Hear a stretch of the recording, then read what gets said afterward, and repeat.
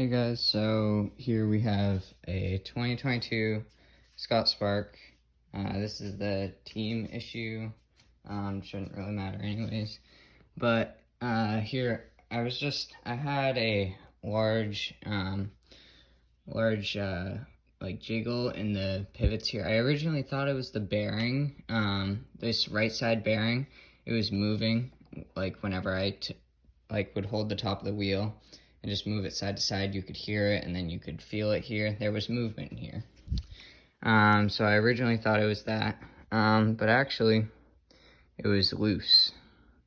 So this bottom pivot here is a lot different. It's not on any of the previous Scott bikes. But after you take out the first screw, the first bolt here on this side, it's just the normal T30. Right here, you unscrew it. It's a normal thread.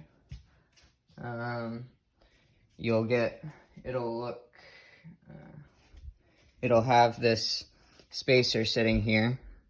This it's like a flat. It's a little bit tapered, but that just pops out if you can figure out a way. So that pops out, and it'll look like this. It'll have those like weird, like little flaps. And I was kind of confused because there's a T30 on the inside, like further in on this axle, or on this shaft, but here on the end, there's a 10mm hex. And to take it out, it's a reverse thread when you use the 10mm hex. So instead, normally you'd go left hand. This way, you want to go right hand, righty-tighty, but since it's reverse, and it'll feel like you got a lot of resistance, but you just do that, and then it'll loosen up, and it'll unthread this shaft from this little thing here. That's why it's not completely round. It's so it can obviously tighten. You just unthread that, and it should just pop this out. There you go. So it'll pop this out, and then you can slide your shaft through, and it's a little stiff. And here on this side, there's a ring, a little like metal ring. It says drive side only. And then behind that, in front of the bearing, in between that and the bearings, is just like a rubber seal.